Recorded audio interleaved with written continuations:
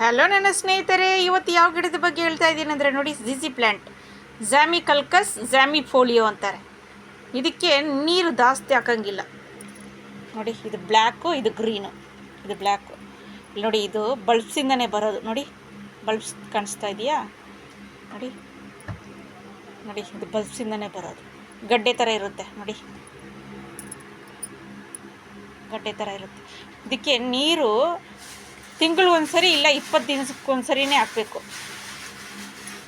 ಇದು ಬಂದ್ಬಿಟ್ಟು ನರ್ಸರಿಯಿಂದ ನೀವು ತೊಗೊಂಬರ್ತೀರಲ್ಲ ಪಾಟು, ಜಿಜಿ ಪ್ಲ್ಯಾಂಟ್ ಮಾತ್ರ ನಾನು ಹೇಳ್ತಾ ಇರೋದು. ಅದು ಚೇಂಜ್ ಮಾಡೋಕ್ಕೆ ಹೋಗ್ಬಿಡಿ, ಅದೇ ಪ್ಲ್ಯಾಂಟಲ್ಲಿ ಇಟ್ಕೊಂಬಿಡಿ. ದೊಡ್ಡದು ಕೂಡ ಬರುತ್ತೆ. ಯಾವುದ್ರಲ್ಲಿ ತೊಗೊಂಬರ್ತೀರೋ ಅದರಲ್ಲೇ ಇಟ್ಕೊಂಬಿಡಿ, ಚೇಂಜ್ ಮಾಡೋಕ್ಕೆ ಹೋಗ್ಬಿಡಿ, ಹಾಳಾಗುತ್ತೆ ಗಿಡ.